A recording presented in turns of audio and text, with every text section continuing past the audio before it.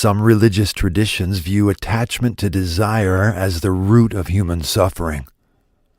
The religion of materialism takes the opposite tack, asserting that the meaning of life is to be found in indulging desires. Its creed is, feed your cravings like a French pâté farmer cramming 8 pounds of maize down a goose's gullet every day. At the Beauty and Truth Lab, we walk a middle path. We believe there are both degrading desires that enslave you and sacred desires that liberate you. Psychologist Carl Jung believed that all desires have a sacred origin, no matter how odd they may seem. Frustration and ignorance may contort them into caricatures, but it's always possible to locate the divine source from which they arose. Describing one of his addictive patients, Jung says, his craving for alcohol was the equivalent on a low level of the spiritual thirst for wholeness, or as expressed in medieval language, the union with God. Psychotherapist James Hillman echoes the theme. He says, psychology regards all symptoms to be expressing the right thing in the wrong way.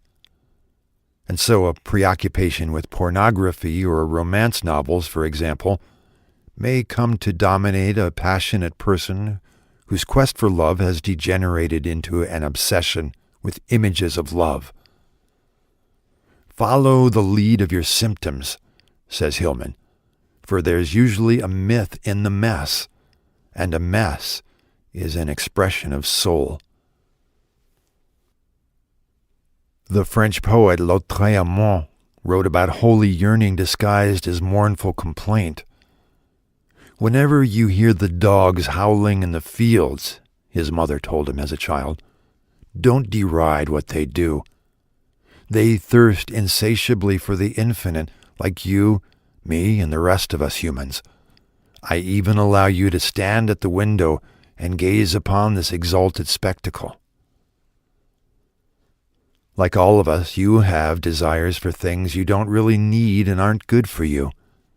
But you should not disparage yourself for having these wants, nor should you conclude that every desire is tainted. Rather, think of your misguided longings as the bumbling, amateur expressions of a faculty that will one day be far more expert. They are how you practice as you work towards becoming a master of desire. It may take a while, but eventually you will want only things that are good for you and good for everyone else too.